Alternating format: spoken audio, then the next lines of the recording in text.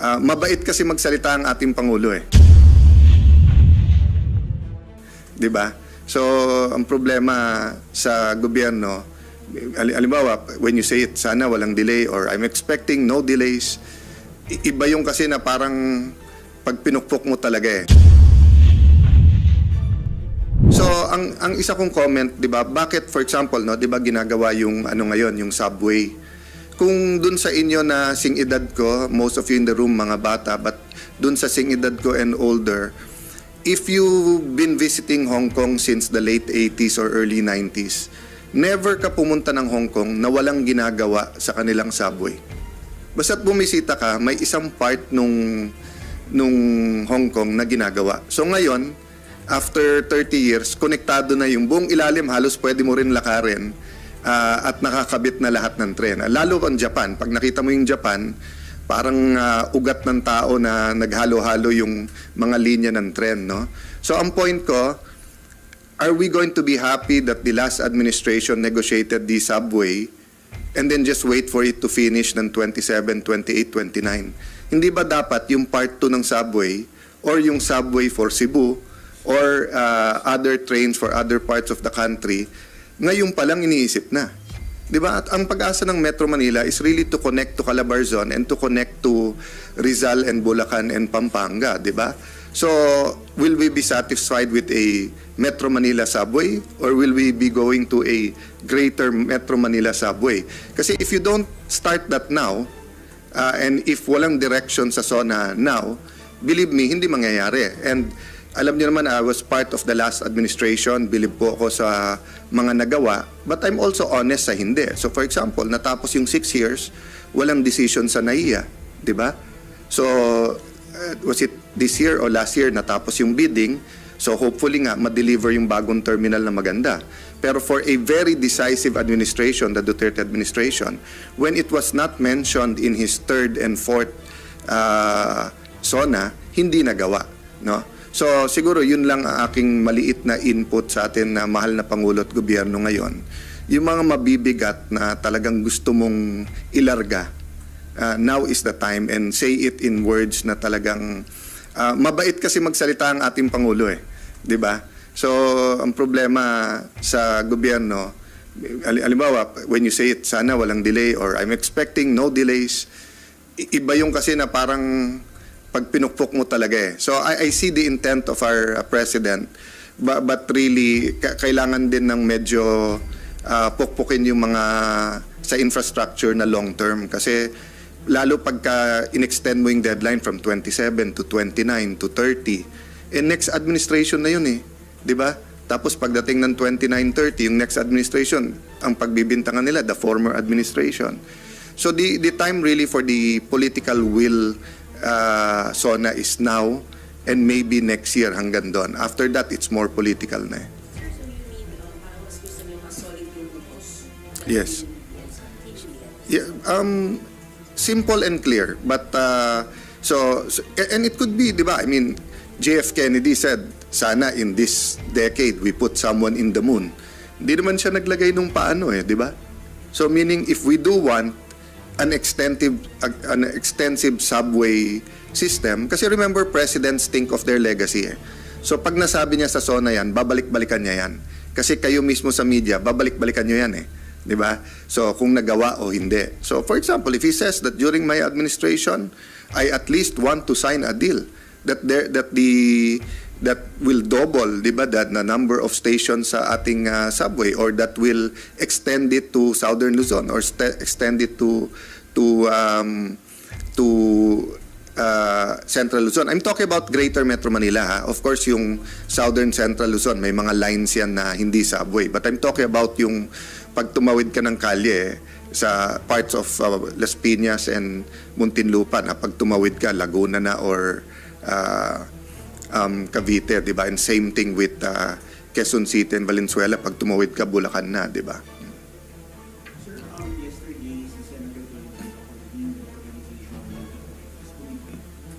He also said that the committee approved yung conciliation as an additional rule. Will you subject yourself to the conciliation? Will you avail of it? Yeah. I'll wait, RG, for the final draft ng rules. But I think it's a good idea na magka-conciliation. But in this case kasi, this is all about the new Senate building, the delays and the cost, and developing yung story. Just this week, I found out maraming tinatago sa atin. Sino nagtatago, bakit tinatago, I haven't gotten to that. But I've finally received caches, halos a half room full of documents. We're going through it. And people are either just 25 to 27, that could even be a little bit conservative pala. No? And then, yun nga, may mga... So, I have to consult the Senate President, but I will do my duties. So, parang I cannot, hindi ako pwede lumingon kasi, RG, na parang, yan yung ethics, anong gagawin sa'yo doon? I have to look forward na yung goal, maganda, masunod yung design, matapos ka agad, at sa tamang presyo. Diba? So, but yung sasabihin mo yung facade, 1 billion, ginawang 498, tapos ngayon, lumalabas 2.9 billion, tapos lumalabas may isa pang design na hindi sinasabi. Malabo yung ganon, di ba? Paano tayo matatapos? I mean, basic naman even sa inyo sa media, transparency, di ba?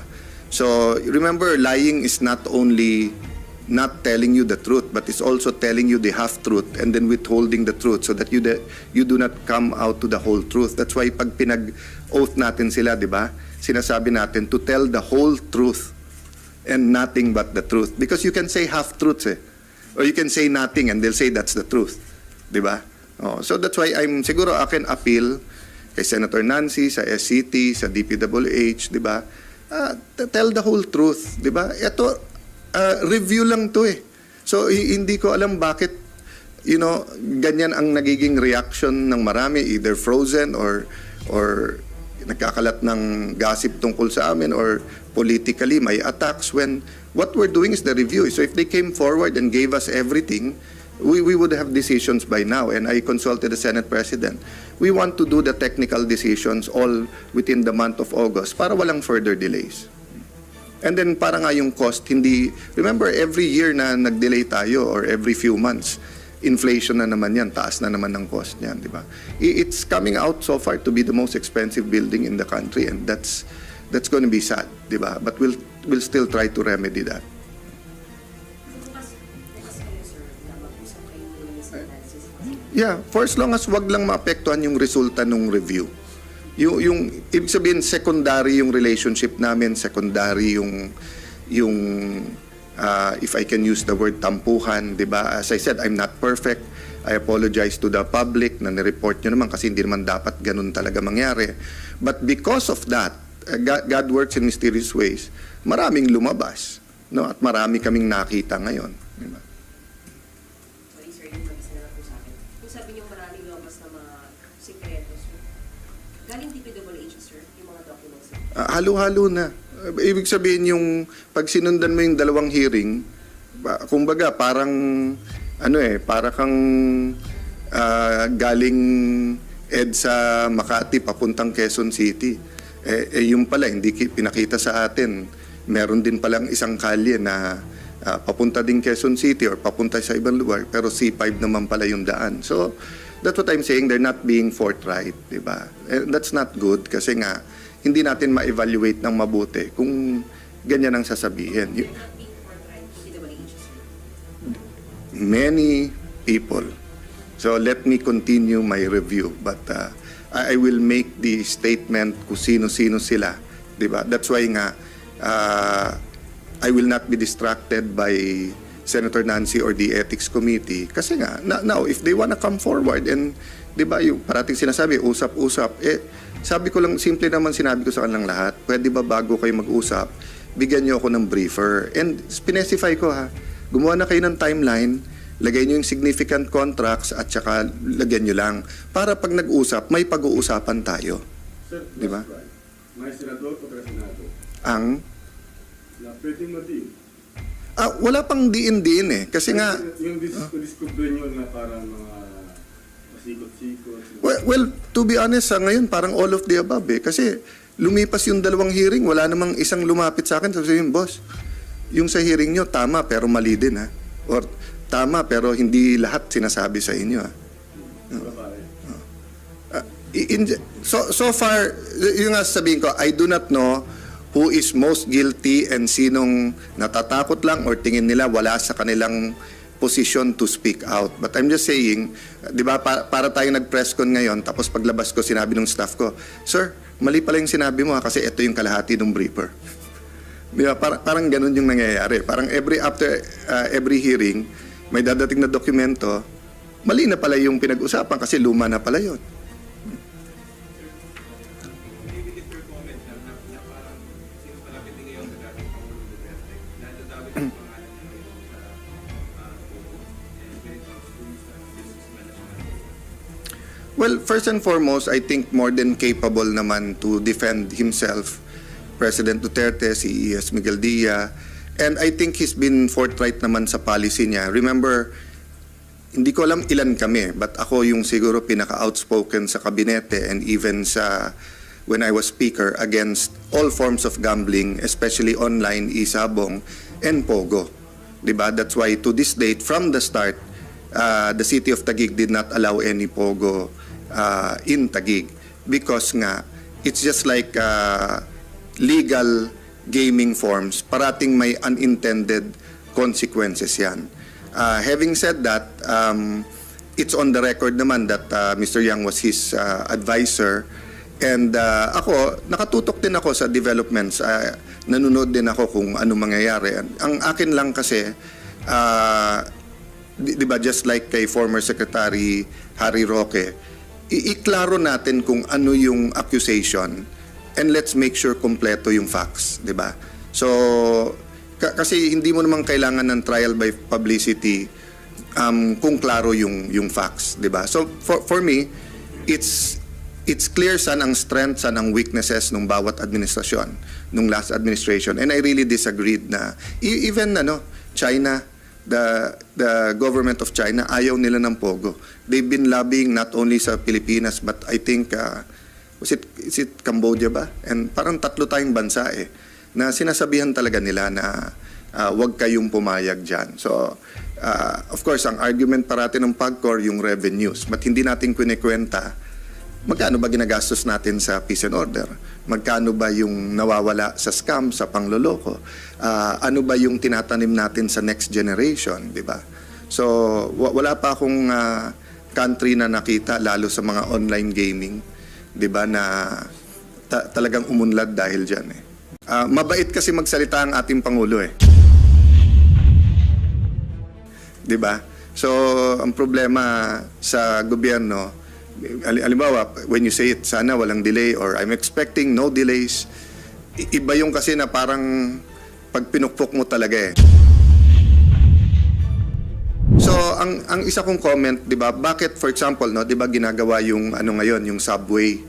Kung dun sa inyo na sing-edad ko, most of you in the room mga bata, but dun sa sing-edad ko and older, if you've been visiting Hong Kong since the late 80s or early 90s, never ka pumunta ng Hong Kong na walang ginagawa sa kanilang subway.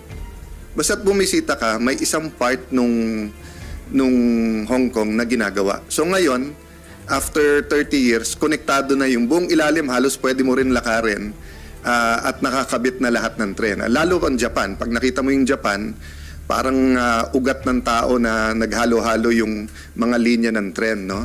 So ang point ko, are we going to be happy that the last administration negotiated the subway and then just wait for it to finish ng 27, 28, 29? Hindi ba dapat yung part 2 ng subway or yung subway for Cebu or other trains for other parts of the country, ngayon pa lang iniisip na? Diba? At ang pag-asa ng Metro Manila is really to connect to Calabarzon and to connect to Rizal and Bulacan and Pampanga, diba? So, will we be satisfied with a Metro Manila subway or will we be going to a greater Metro Manila subway?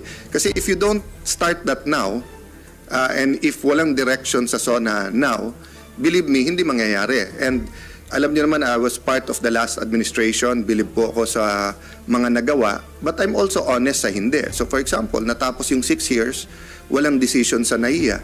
Di ba? So, was it this year or last year natapos yung bidding? So hopefully nga, ma-deliver yung bagong terminal na maganda. Pero for a very decisive administration, the Duterte administration, when it was not mentioned in his third and fourth SONA, hindi nagawa. No? So siguro yun lang ang aking maliit na input sa atin na mahal na Pangulo at Gobyerno ngayon. Yung mga mabibigat na talagang gusto mong ilarga, now is the time, and say it in words na talagang mabait kasi magsalita ang ating Pangulo eh. 'Di ba? So ang problema sa gobyerno, halimbawa, when you say it, sana walang delay or I'm expecting no delays, iba yung kasi na parang pag pinukpok mo talaga eh. So I see the intent of our president, but really kailangan din ng medyo pukpukin yung mga sa infrastructure na long term, kasi lalo pagka in-extend mo yung deadline from 27 to 29 to 30, next administration na yun eh, di ba? Tapos pagdating ng 29-30, yung next administration, ang pagbibintangan nila, the former administration. So the time really for the political will SONA is now and maybe next year hanggang doon. After that, it's more political na eh. Sir, so you mean, parang mas gusto niyo mas solid yung grupos? Yes. Yeah, simple and clear, but so and it could be, di ba? I mean, JF Kennedy said, sana in this decade we put someone in the moon. Hindi naman siya naglagay nung paano eh, di ba? So meaning if we do want an extensive subway system, kasi remember, presidents think of their legacy eh. So pag nasabi niya sa SONA yan, babalik-balikan niya yan. Kasi kayo mismo sa media, babalik-balikan niyo yan eh. Di ba? So kung nagawa o hindi. So for example, if he says that during my administration, I at least want to sign a deal that will double, di ba, that the number of stations sa ating subway, or that will extend it to Southern Luzon, or extend it to Central Luzon. I'm talking about Greater Metro Manila, ha? Of course, yung Southern Central Luzon, may mga lines yan na hindi subway. But I'm talking about yung pag tumawid ka ng kalye sa parts of Las Piñas and Muntinlupa, na pag tumawid ka, Laguna na or Cavite, di ba? And same thing with Quezon City and Valenzuela, pag tumawid ka, Bulacan na, di ba? Sir, yesterday, si Senator Tolentino convened the organization of this committee. And he also said that the committee approved yung conciliation as an additional rule. Will you subject yourself to the conciliation policy, avail of it, even so far as yung case na pinagawa ni Senator? Yeah. I'll wait, RG, for the final draft ng rules. But I think it's a good idea na magka-conciliation. But in this case kasi, this is all about the new Senate building, the delays and the cost, and developing yung story. Just this week, I found out maraming tinatago sa atin. Sino nagtatago, bakit tinatago, I haven't gotten to that.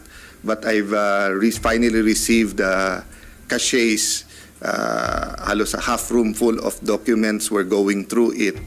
And people are either just 25 to 27, that could even be a little bit conservative pala. No? And then, yun nga, may mga... So, I have to consult the Senate President, but I will do my duties. So, parang I cannot...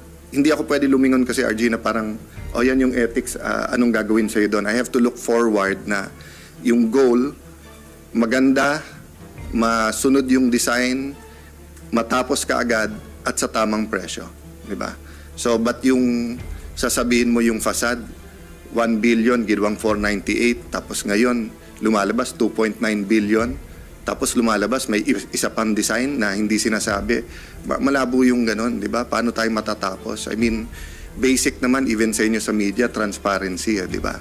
So, remember, lying is not only not telling you the truth, but it's also telling you the half-truth and then withholding the truth so that you do not come out to the whole truth. That's why pag pinag-oath natin sila, di ba? Sinasabi natin to tell the whole truth and nothing but the truth. Because you can say half-truths eh. Or you can say nothing and they'll say that's the truth. Di ba? Oh, so that's why siguro akin appeal kay Senator Nancy, sa SCT, sa DPWH, di ba? Tell the whole truth, di ba? Ito, review lang to eh. So, hindi ko alam bakit, ganyan ang nagiging reaction ng marami, either frozen or nagkakalat ng gossip tungkol sa amin or politically may attacks when what we're doing is the review. So if they came forward and gave us everything, we would have decisions by now. And I consulted the Senate President. We want to do the technical decisions all within the month of August para walang further delays. And then para nga yung cost, remember every year na nag-delay tayo or every few months, inflation na naman yan, taas na naman ng cost niyan, di ba? It's coming out so far to be the most expensive building in the country and that's going to be sad, di ba? But we'll still try to remedy that. Bukas kayo, sir, na mag-usap kayo ng Mr. Nancy. Yeah, for as long as wag lang maapektuhan yung resulta ng review. Yung ibig sabihin secondary yung relationship namin, secondary yung if I can use the word tampuhan, 'di ba? As I said, I'm not perfect. I apologize to the public na ni-report nyo naman kasi hindi naman dapat ganun talaga mangyari. But because of that, God works in mysterious ways. Maraming lumabas, no? At marami kaming nakita ngayon, 'di ba? Sorry, sir, yung mag-isa na lang po sa akin. Kung sabi niyo maraming lumabas na mga sikretos, sir, galing DPWH, sir, yung mga documents, sir. Halo-halo na. Ibig sabihin yung pag sinundan mo yung dalawang hearing, kumbaga parang para kang galing EDSA Makati papuntang Quezon City. Yung pala hindi pinakita sa atin. Meron din palang isang kalye na papunta din Quezon City or papunta sa ibang lugar pero C5 naman pala yung daan. So that's what I'm saying, they're not being forthright, di ba? That's not good kasi nga hindi natin ma-evaluate ng mabuti kung ganyan ang sasabihin. Not being forthright, DPWH, sir. Many people. So let me continue my review, but I will make the statement kung sino-sino sila, di ba? That's why nga I will not be distracted by Senator Nancy or the Ethics Committee kasi nga now if they wanna come forward and di ba yung parating sinasabi usap-usap, sabi ko lang simple naman sinabi ko sa kanilang lahat, pwede ba bago kayo mag-usap bigyan niyo ako ng briefer and specify ko gumawa na kayo ng timeline, lagay niyo yung significant contracts at saka lagyan niyo lang para pag nag-usap may pag-uusapan tayo. Sir, Di ba? right. May senador o senado Ang na pwedeng ma-deal. wala pang diin-diin kasi nga Yung discover nyo na parang mga pasikot-sikot. well, to be honest, ngayon parang all of the above kasi lumipas yung dalawang hearing, wala namang isang lumapit sa akin sabihin, boss, yung sa hearing nyo, tama pero mali din or tama pero hindi lahat sinasabi sa inyo Babae. So far, yung nga sabihin ko, I do not know who is most guilty and sinong natatakot lang or tingin nila wala sa kanilang position to speak out. But I'm just saying, di ba, para tayo nag-press con ngayon, tapos paglabas ko, sinabi ng staff ko, sir, mali pala yung sinabi mo kasi ito yung kalahati ng briefer. Di ba, parang ganun yung nangyayari. Parang after every hearing, may dadating na dokumento, mali na pala yung pinag-usapan kasi luma na pala yun.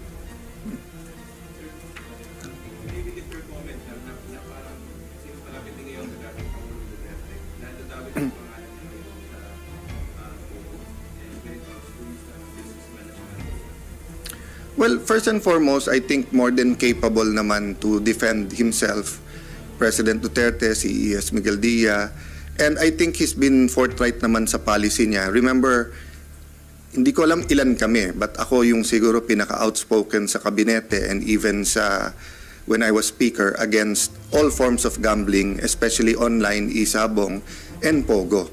Diba? That's why to this date, from the start, the city of Taguig did not allow any pogo in Taguig because nga it's just like legal gaming forms, parating may unintended consequences yan.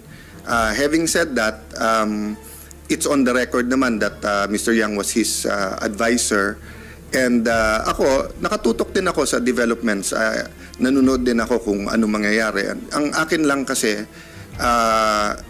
di ba, just like kay former Secretary Harry Roque, iklaro natin kung ano yung accusation and let's make sure kompleto yung facts, di ba? So, kasi hindi mo naman kailangan ng trial by publicity kung klaro yung facts, di ba? So, for me, it's clear saan ang strength, saan ang weaknesses ng bawat administrasyon, nung last administration. And I really disagreed na even China, the government of China, ayaw nila ng Pogo.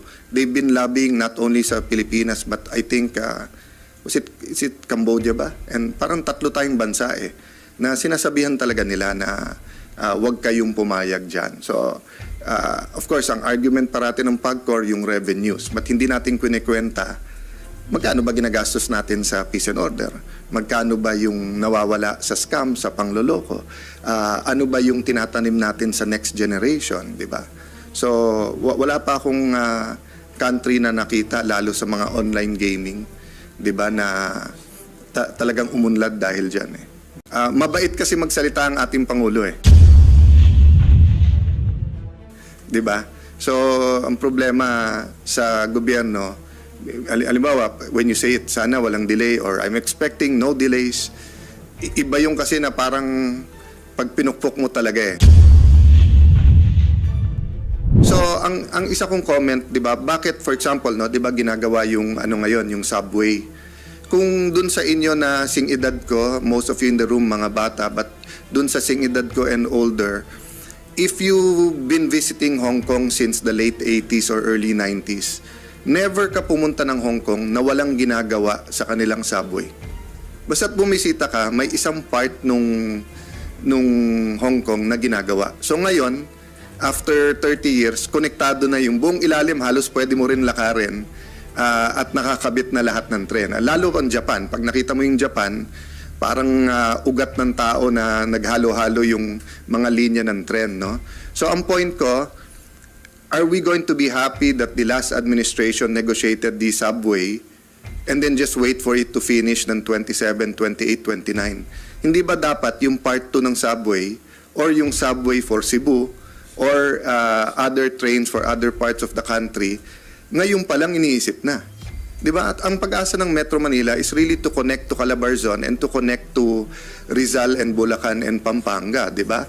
So, will we be satisfied with a Metro Manila subway or will we be going to a greater Metro Manila subway? Kasi if you don't start that now, and if walang direction sa SONA now, believe me, hindi mangyayari. And alam niyo naman, I was part of the last administration, believe po ako sa mga nagawa, but I'm also honest sa hindi. So for example, natapos yung 6 years, walang decision sa NAIA, di ba? So, was it this year or last year natapos yung bidding? So hopefully nga ma-deliver yung bagong terminal na maganda. Pero for a very decisive administration, the Duterte administration, when it was not mentioned in his 3rd and 4th SONA, hindi nagawa, no? So siguro yun lang ang aking maliit na input sa atin na mahal na Pangulo at Gobyerno ngayon. Yung mga mabibigat na talagang gusto mong ilarga, now is the time, and say it in words na talagang mabait kasi magsalita ang ating Pangulo di ba? So ang problema sa gobyerno, halimbawa when you say it, sana walang delay or I'm expecting no delays, iba yung kasi na parang pag pinukpok mo talaga So I see the intent of our president, but really kailangan din ng medyo pukpukin yung mga sa infrastructure na long term, kasi lalo pagka in-extend mo yung deadline from 27 to 29 to 30, next administration na yun di ba? Tapos pagdating ng 29-30, yung next administration, ang pagbibintangan nila, the former administration. So the time really for the political will SONA is now and maybe next year hanggang doon. After that, it's more political na Sir, so you mean parang mas gusto niyo mas solid yung rules? Yes. Yeah, simple and clear, but and it could be, di ba? I mean, JF Kennedy said, sana in this decade we put someone in the moon. Hindi naman siya naglagay nung paano di ba?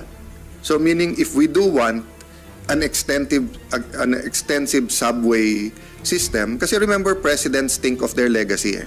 So pag nasabi niya sa SONA yan, babalik-balikan niya yan. Kasi kayo mismo sa media, babalik-balikan niyo yan eh. Di ba? So kung nagawa o hindi. So for example, if he says that during my administration, I at least want to sign a deal that will double, di ba, that na number of stations sa ating subway, or that will extend it to Southern Luzon, or extend it to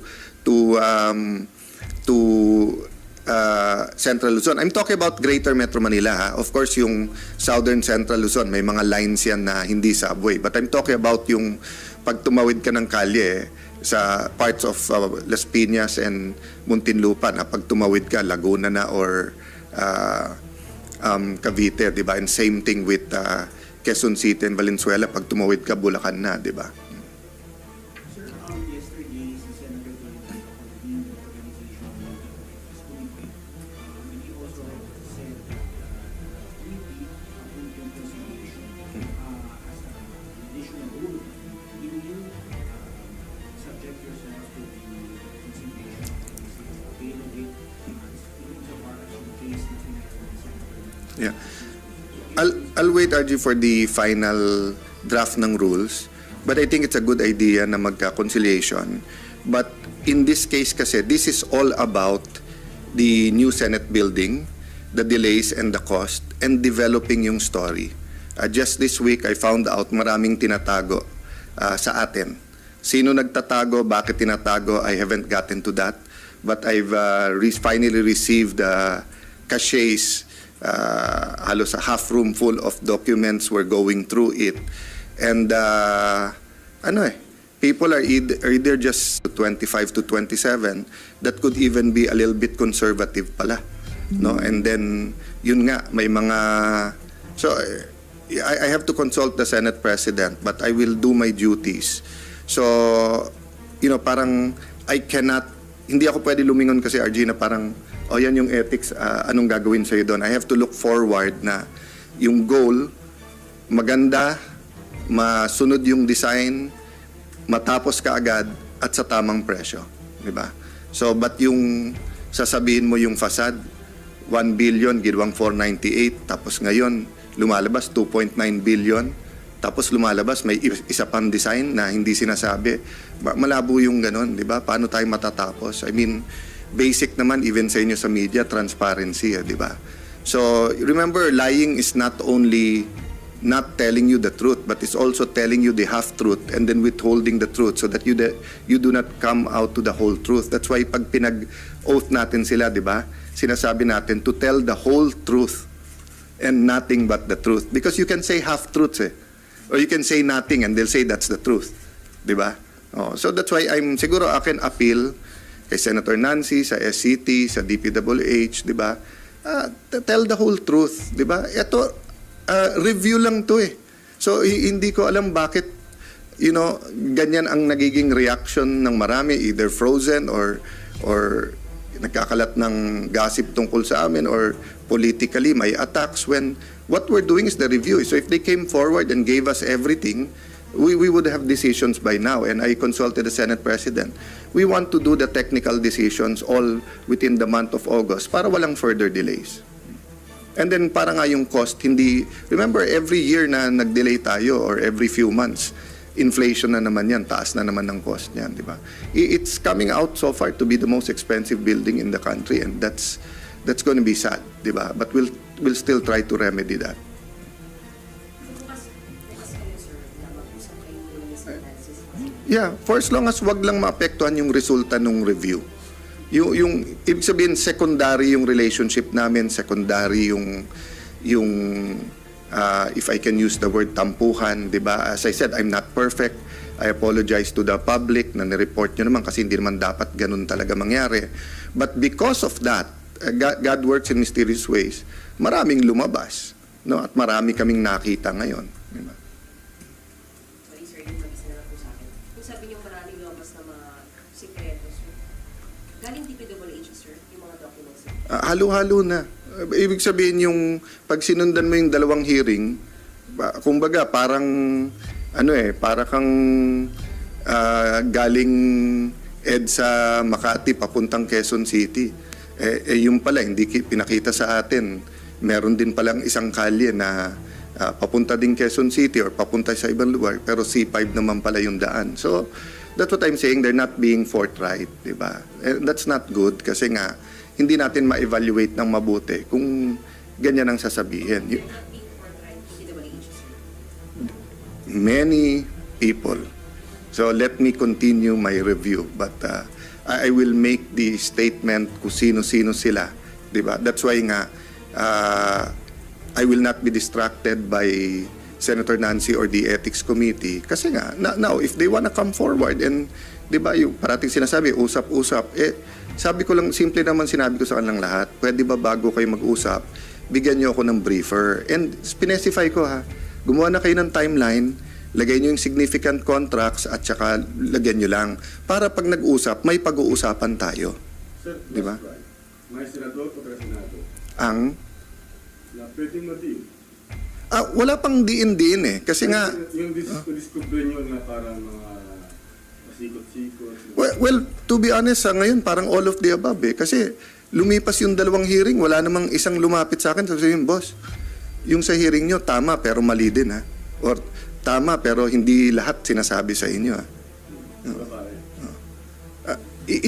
so far yung nga sabihin ko, I do not know who is most guilty and sinong natatakot lang or tingin nila wala sa kanilang position to speak out. But I'm just saying, di ba, para tayo nag-press con ngayon, tapos paglabas ko, sinabi ng staff ko, Sir, mali pala yung sinabi mo kasi ito yung kalahati ng briefer.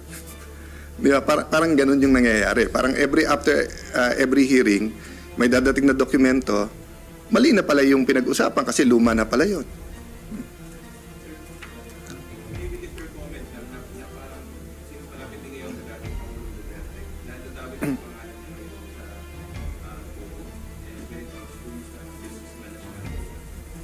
Well, first and foremost, I think more than capable naman to defend himself, President Duterte, si E.S. Miguel Dia, and I think he's been forthright naman sa policy niya. Remember, hindi ko alam ilan kami, but ako yung siguro pinaka-outspoken sa kabinete and even sa when I was speaker against all forms of gambling, especially online, isabong, and pogo. Diba? That's why to this date, from the start, the city of Taguig did not allow any pogo in Taguig because nga it's just like legal gaming forms, parating may unintended consequences yan. Having said that, it's on the record naman that Mr. Yang was his advisor and ako, nakatutok din ako sa developments, nanonood din ako kung ano mangyayari. Ang akin lang kasi, di ba, just like kay former Secretary Harry Roque, iklaro natin kung ano yung accusation and let's make sure kompleto yung facts, di ba? So, kasi hindi mo naman kailangan ng trial by publicity kung klaro yung facts, di ba? So, for me, it's clear saan ang strength, saan ang weaknesses ng bawat administrasyon, nung last administration. And I really disagreed na even China, the government of China, ayaw nila ng pogo. They've been lobbying not only sa Pilipinas but I think is it Cambodia ba? And parang 3 tayong bansa na sinasabihan talaga nila na wag kayong pumayag dyan. So of course ang argument parati ng PAGCOR yung revenues, but hindi natin kwenta magkano ba ginagastos natin sa peace and order? Magkano ba yung nawawala sa scam, sa pangloloko? Ano ba yung tinatanim natin sa next generation, di ba? So, wala pa akong country na nakita, lalo sa mga online gaming, di ba, na talagang umunlad dahil dyan. Mabait kasi magsalita ang ating Pangulo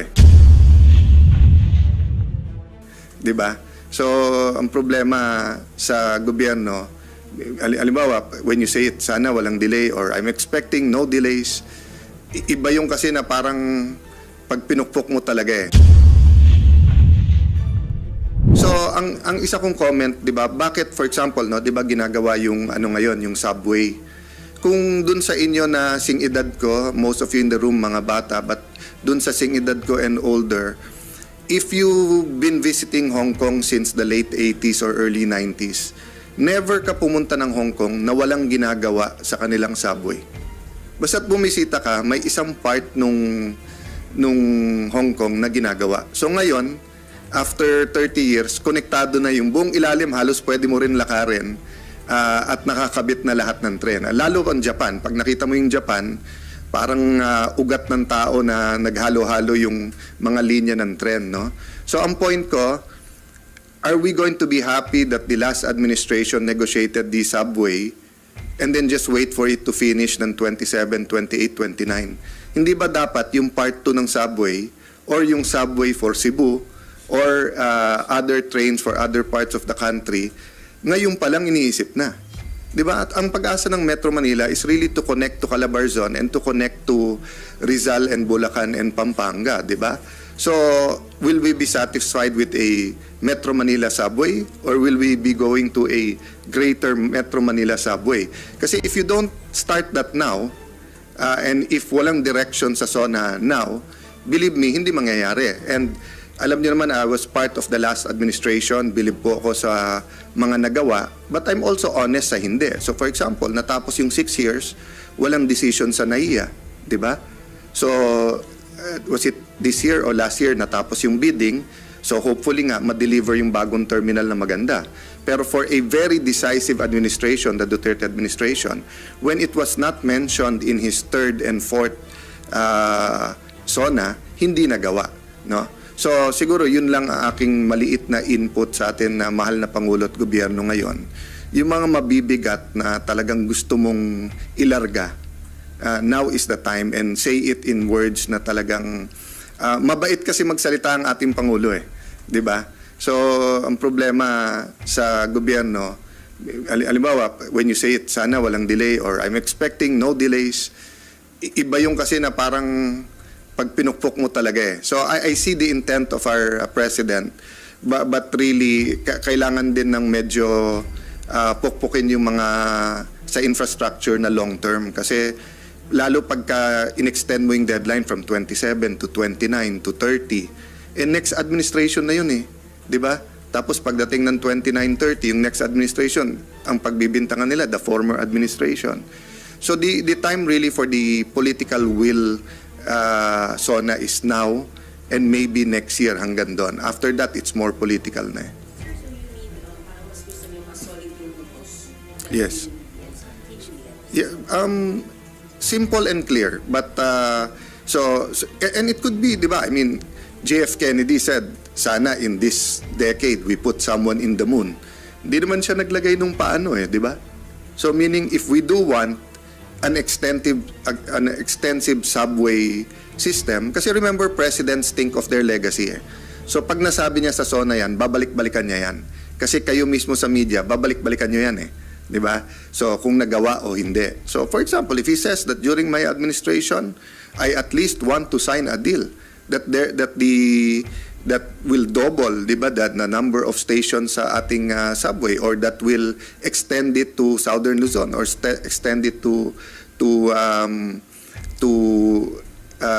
Central Luzon. I'm talking about Greater Metro Manila, ha? Of course, yung Southern Central Luzon, may mga lines yan na hindi subway. But I'm talking about yung pag tumawid ka ng kalye sa parts of Las Piñas and Muntinlupa, na pag tumawid ka, Laguna na or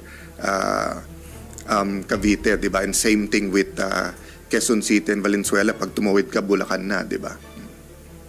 Sir, yesterday, si Senator Tolentino convened the organization of this committee. And he also said that the committee approved yung conciliation as an additional rule. Will you subject yourself to the conciliation of the available insofar as the case na pinagawa ni Senator? Yeah. I'll wait, RG, for the final draft ng rules. But I think it's a good idea na magka-conciliation. But in this case kasi, this is all about the new Senate building, the delays and the cost, and developing yung story. Just this week, I found out maraming tinatago sa atin. Sino nagtatago, bakit tinatago, I haven't gotten to that.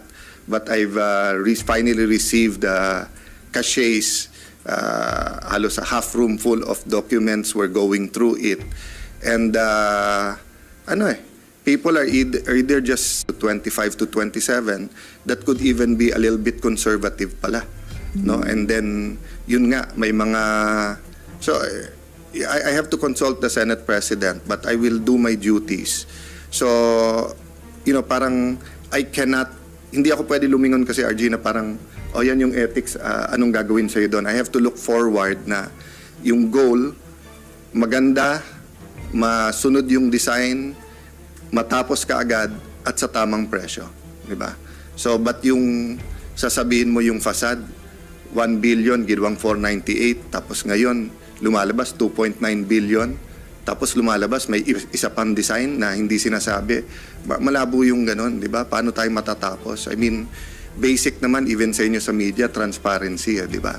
So remember, lying is not only not telling you the truth, but it's also telling you the half-truth and then withholding the truth so that you do not come out to the whole truth. That's why pag pinag-oath natin sila, di ba? Sinasabi natin to tell the whole truth and nothing but the truth. Because you can say half-truths or you can say nothing and they'll say that's the truth. Di ba? So that's why siguro I can appeal kay Senator Nancy, sa SCT, sa DPWH, di ba? Tell the whole truth, di ba? Ito, review lang to eh. So hindi ko alam bakit ganyan ang nagiging reaction ng marami, either frozen or nagkakalat ng gossip tungkol sa amin or politically may attacks when what we're doing is the review. So if they came forward and gave us everything, we would have decisions by now, and I consulted the Senate President. We want to do the technical decisions all within the month of August para walang further delays. And then para nga yung cost, remember every year na nag-delay tayo or every few months, inflation na naman yan, taas na naman ng cost niyan, di ba? It's coming out so far to be the most expensive building in the country, and that's going to be sad, di ba? But we'll still try to remedy that. Bukas kayo, sir, na mag-usap kayo muna ni Sir Francis. Yeah, for as long as wag lang maapektuhan yung resulta ng review. Yung ibig sabihin secondary yung relationship namin, secondary yung if I can use the word tampuhan, 'di ba? As I said, I'm not perfect. I apologize to the public na ni-report nyo naman kasi hindi naman dapat ganun talaga mangyari.